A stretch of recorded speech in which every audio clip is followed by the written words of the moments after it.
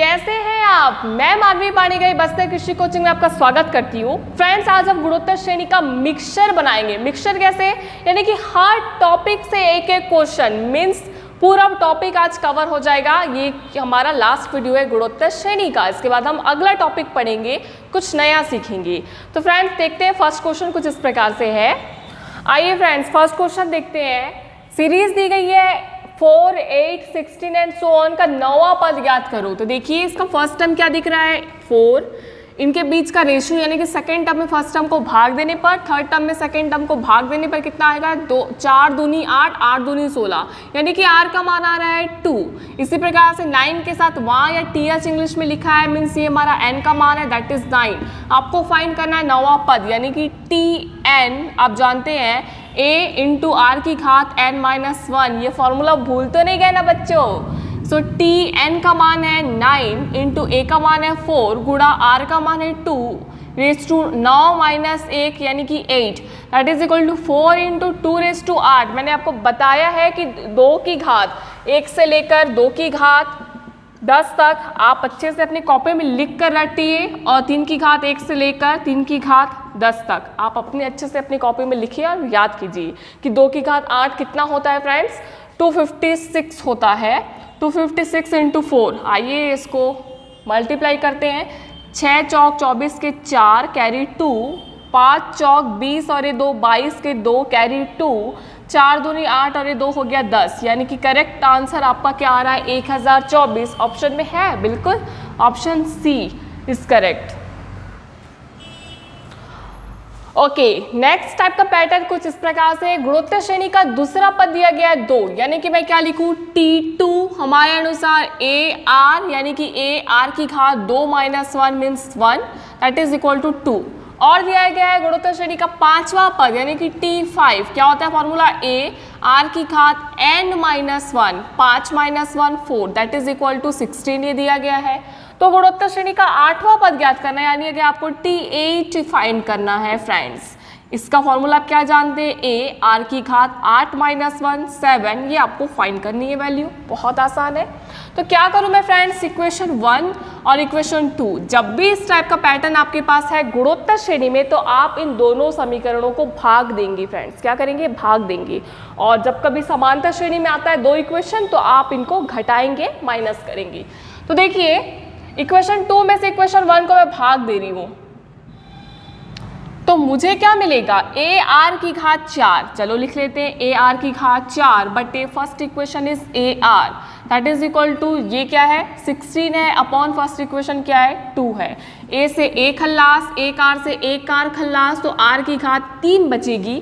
R की घात 4 में से एक R कैंसिल हो गया है, और 2 8 16 होता है, बच गया R क्यूब इक्वल टू 8। तो R क्यूब इक्वल टू 8 को आप क्या लिख सकते हैं, 2 की घात 3 नहीं लिख सकते क्या, 2 दूनी 4 दूनी 8, 2 का गुणा 3 बार कितना आता है, 8 आता है। आप देखिए पावर फिर से सेम हो गया, यानी कि हमारा बेस यानी कि R का मान कितना हो गया, 2 हो गया। अक्सर इस टाइप के क्वेश्चन आते हैं जिसमें सार्वनुपात यानी कि R का मान पूछेगा, कभी पूछता है A की वैल्यू क्या होगी इस क्वेश्चन में।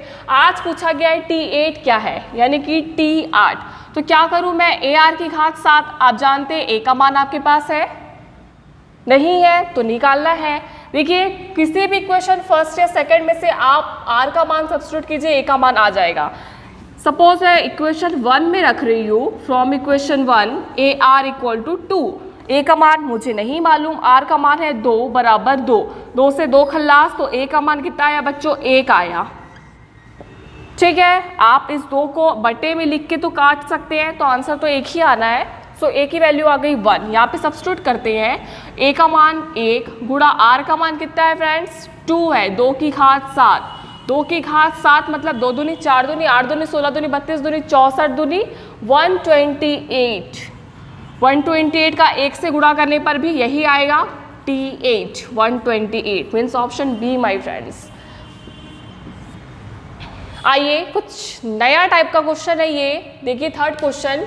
किसी गुणोत्तर श्रेणी का प्रथम पद 1 है, कोई दिक्कत नहीं है, हम A से डिनोट करते हैं, उसकी वैल्यू 1 है। तीसरे एवं 5वें पदों का योग 90 है।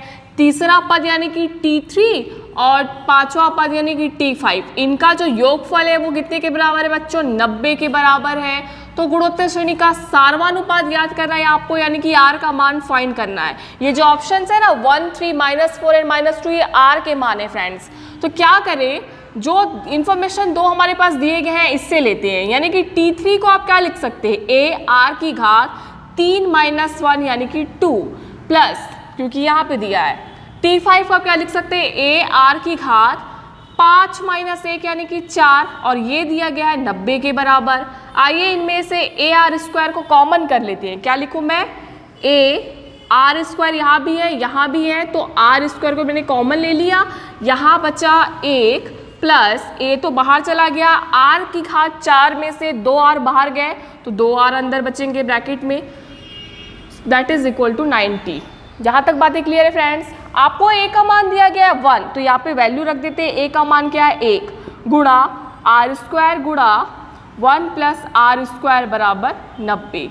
अब आपके पास दो तरीके हैं, या तो आप इनको सॉल्व करिए फैक्टराइज मेथड से और R का मान निकालिए, जो थोड़ा सा टाइम लगेगा।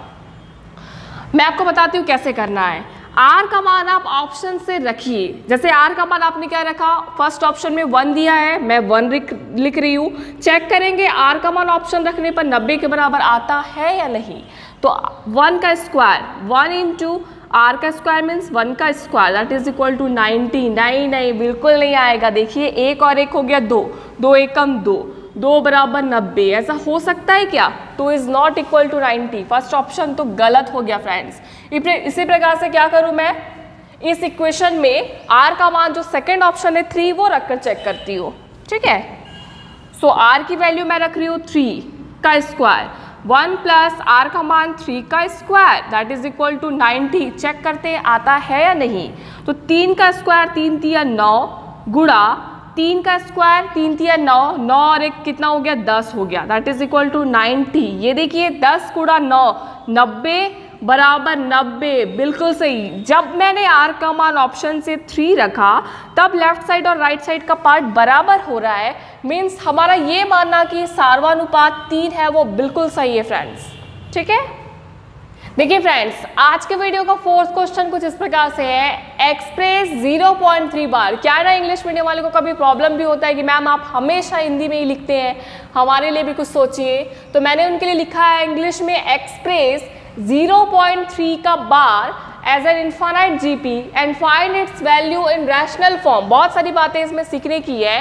क्वेश्चन कह रहा है बच्चों कि 0.3 का ऊपर बार लिखा है। ये जो बार है ना फ्रेंड्स वो 3 के ही ऊपर है, 0 के ऊपर नहीं है, ठीक है।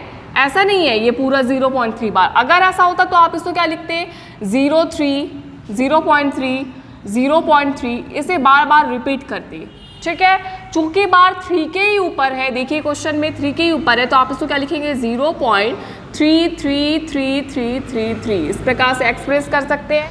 तो आपको इस 0.3 बार को अनंत गुणोत्तर श्रेणी के रूप में व्यक्त करना है, एक्सप्रेस करना है, और इसकी वैल्यू रैशनल फॉर्म में फाइंड करनी। रैशनल फॉर्म मतलब क्या होता है, परिमेय संख्या होती है बच्चों।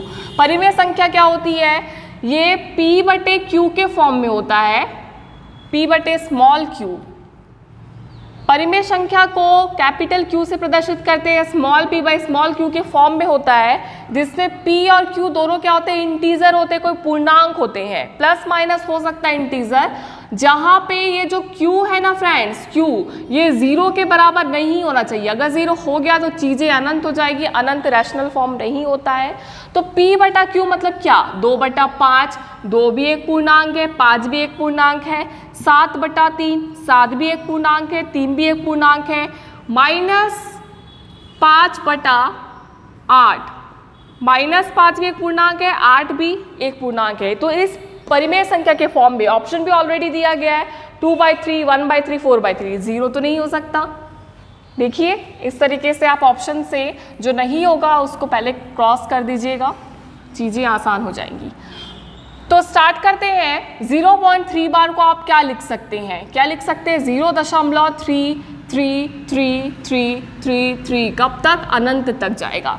3 के ऊपर बार लिखा है मतलब ये रिपीटिंग होता है फ्रेंड्स, ठीक है, स्कूल टाइम में हमने पढ़ा है। तो इसको आप क्या लिख सकते हैं, 0.3 मुझे सीरीज बनानी है, plus 0.03 plus 0.003 plus and so on. देखिएगा फ्रेंड्स, जब आप इसको जोड़ेंगे ना तो आपको ये वाली मतलब टर्म मिल जाएगा। देखिए 0.3, इसको मैं जोड़ रही हूँ 0.03 से, 0.03, 0.003, इन सबको जोड़िए तो 0 एक लाइन में है, ये हो गया 3, ये हो गया 3 प्लस 0 3 ऑलरेडी, तो 0.33333 ये आपको मिल जाएगा। तो हमने एक सीरीज बना दी है जिसका प्रथम पद क्या है 0.3, इनके बीच का कॉमन रेशियो क्या है, यानी कि 0.03 से आप 0.3 को भाग दीजिए, जो आंसर आएगा वो क्या होगा, कॉमन रेशियो r का मान होगा। तो इसको हम थोड़ा और आसान करते हैं बच्चों आपके लिए। इसे मैं क्या लिख सकती हूँ, 0.3 को मैं क्या लिख सकती हूँ, ऊपर क्या लिखा है 0.3, यानी कि मैं लिख रही हूँ 3 बटा पॉइंट के बाद एक संख्या है तो 1 0 होगा, बात समझ में आ रही है, प्लस ऊपर क्या लिखा है 3 बटा पॉइंट के बाद 2 संख्या है तो कितना होगा 2 0 वाला, यानी कि 100 प्लस 3/1, पॉइंट के बाद 3 संख्या है तो 3 लड्डू आपको मिलेगा, प्लस एंड सो ऑन करके। इसी प्रकार से आप मुझे अभी कमेंट में लिख के बताइए कि 0.567 आप इसको क्या लिख सकते हैं, रैशनल फॉर्म में, परिमेय संख्या के रूप में। अभी फ्रेंड्स पॉज करिए, पहले कमेंट में लिख कर बताइए, फिर आप नेक्स्ट वीडियो देखिएगा, ठीक है। और नेक्स्ट वीडियो में मैं इसका आंसर आपको बताऊंगी 0.567 को क्या लिखा जा सकता है। तो चलिए बात करते हैं, ये हमारा हो गया प्रथम पद, a का मान हो गया 3/10। इसी प्रकार से r का मान क्या होगा, सेकेंड टर्म में फर्स्ट टर्म को भाग दीजिए 3/100, भाग दीजिए 3/10 से, दैट इज इक्वल टू 3/100 गुणा, ये भाग को मैंने गुणा में बदला तो इसका व्युत्क्रम हो जाता है, यानी कि 10/3, 3 से ये 3 खल्लास, एक लड्डू से 1 शून्य खल्लास, तो क्या बचा 1/10 आपको मिल रहा है, ठीक है। चूंकि ये अनंत गुणोत्तर श्रेणी है इसलिए आपको नहीं बता रहा है आर का मान 1 से छोटा है, बड़ा है, कुछ भी हो, फॉर्मूला तो एक ही होता है ना। तो अब बात करते हैं फॉर्मूले की, तो s इन्फानाइट ये कितना मिलता है बच्चों आपको, a/1 - r, a का मान कितना है 3/10 मैंने लिख दिया, बटे 1 - r का मान कितना है 1/10। सॉल्व करते इसको आंसर आ जाएगा फ्रेंड्स, क्योंकि बोल रहा है इन्फानाइट जीपी अनंत गुणोत्तर श्रेणी के फॉर्म में आपको लाना है। सो 3/10 होल डिवाइडेड बाई 10 एकम 10, 10 में से 1 घटाइए 9/10। अब इसको सॉल्व करते हैं 3/10 इंटू, इस भाग को गुणा में बदला, इसका व्युत्क्रम हो जाएगा तो 10/9, 10 से ये 10 कैंसिल, 3 एकम 3, 3 3 9, आंसर कितना आ रहा है 1/3। ये परिमेय संख्या के रूप में है, 1 भी कोई पूर्णांक है, 3 भी कोई पूर्णांक है, यानी कि करेक्ट ऑप्शन आ गया है सी। चलिए अगर चीज़ें क्लियर हो रही है तो फिफ्थ क्वेश्चन करते हैं आज के वीडियो का। कह रहा है गुणोत्तर श्रेणी दिया गया है 0.6, 0.06, 0.006 के n पदों का योगफल आपको ज्ञात करनी है। ऑप्शंस है कुछ इस प्रकार से 2/3 × 1 + 1/10⁻n, एक इसी का माइनस में है, एक 3/2 प्लस में है और 3/2 माइनस में है, इस तरीके से, ठीक है। तो चलिए सॉल्व करते हैं। इसका फर्स्ट टर्म क्या मिलेगा बच्चों 0.6, यानी कि आप इसको क्या लिख सकते हैं 0.6 को 6 बटा पॉइंट के बाद एक संख्या है तो 10 लिखना है आपको, एक तो लिखना ही है, पॉइंट के बाद एक संख्या तो 1 0, बातें क्लियर है यहाँ तक। इसी प्रकार से r का मान मुझे फाइंड करना है, कह रहा है गुणोत्तर श्रेणी है, ये तो कंफर्म हो गया, तो r ही निकालना है मुझे। तो r क्या होगा, सेकेंड टर्म में फर्स्ट टर्म को भाग दूंगी, यानी कि 0.06 से मैं फर्स्ट टर्म 0.6 को भाग देने जा रही हूँ फ्रेंड्स। तो पहले आप ऐसे भी कर सकते हो डिवाइड, लेकिन इजी वे में बताऊँ तो 6 बटा पॉइंट यानी कि 1, पॉइंट के बाद 2 संख्या यानी कि 2 0 बटे 0.6 को क्या लिखूँ 6 बटा 1, पॉइंट के बाद एक संख्या 1 0। अब इसको सॉल्व करते हैं 6/100, इस भाग को गुणा में बदल रहे हैं तो इसका व्युत्क्रम हो जाएगा, यानी कि 10/6, 6 से 6 खल्लास, 1 0 से 1 0 कैंसिल, तो बचा 1/10। कह रहा है क्वेश्चन में कि n पदों का योगफल, यानी कि आपको इस बार बताना है कि r का मान 1 से छोटा है तो अलग फॉर्मूला, r का मान 1 से बड़ा है तो अलग फॉर्मूला। 1/10 है, छोटी संख्या से बड़ी संख्या भाग हो रही है, यानी कि ये 1 से छोटा है फ्रेंड्स। अब आप बताइए फॉर्मूला Sn ये क्या होता है a इंटू जो बड़ा है, बड़ा कौन है, 1 है, तो 1 को आप पहले लिखिए 1 minus R is to N upon 1 minus R. यहाँ तक बातें क्लियर हो गई होगी। That is equal to a का मान है, आप 0.6 लिखिए, 6/10 लिखिए, मतलब तो एक ही है, इंटू 1 माइनस आर का मान कितना है, 1/10, और इस पूरे की घात कितनी है फ्रेंड्स, n है, r की घात n है, whole divided by 1 minus R. So 1 minus R का मान है 1/10। बातें क्लियर है। That is equal to 6/10 into 1 minus 1/10 raise to n। देखिए आपके ऑप्शन में ये दिख रहा है क्या, 1 minus 1/10 raise to n। Yes, option B भी है 1 minus this and option D भी है 1 माइनस दिस। तो इसको आपको कुछ नहीं करना है फ्रेंड्स, ऑप्शन देख के सॉल्व करिएगा।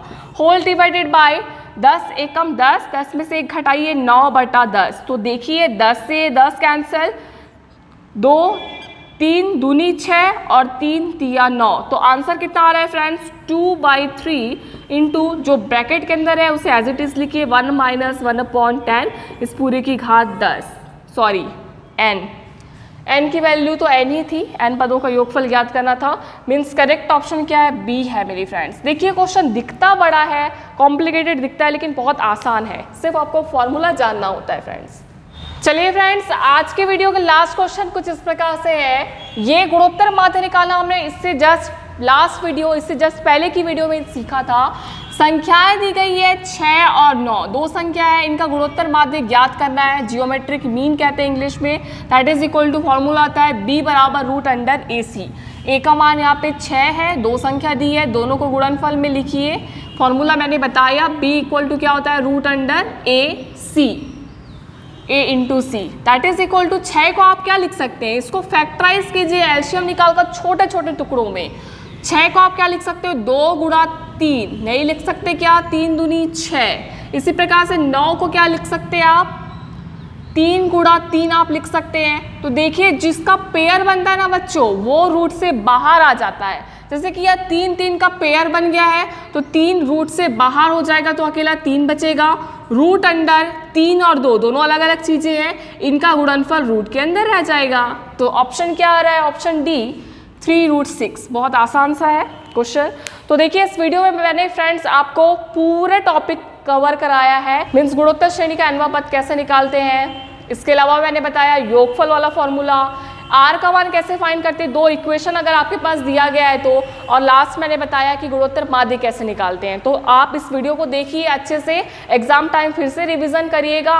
आई होप कि आपको बहुत अच्छे मार्क्स मिलेंगे, ठीक है। तो इसके साथ साथ आपको प्रैक्टिस भी करनी है। इसके बाद आपको टेस्ट सीरीज दिया जाएगा, आप क्वेश्चन अच्छे से सॉल्व करिए, कमेंट करके बताइए आपके कितने आंसर आ रहे हैं पूरी ईमानदारी के साथ। और अगर वीडियो पसंद आ रहा है तो प्लीज़ मुझे एंकरेज करने के लिए वीडियो को लाइक करें, चैनल को सब्सक्राइब करें, अपने फ्रेंड्स तक ज़्यादा से ज़्यादा शेयर करिए। और बहुत बहुत धन्यवाद।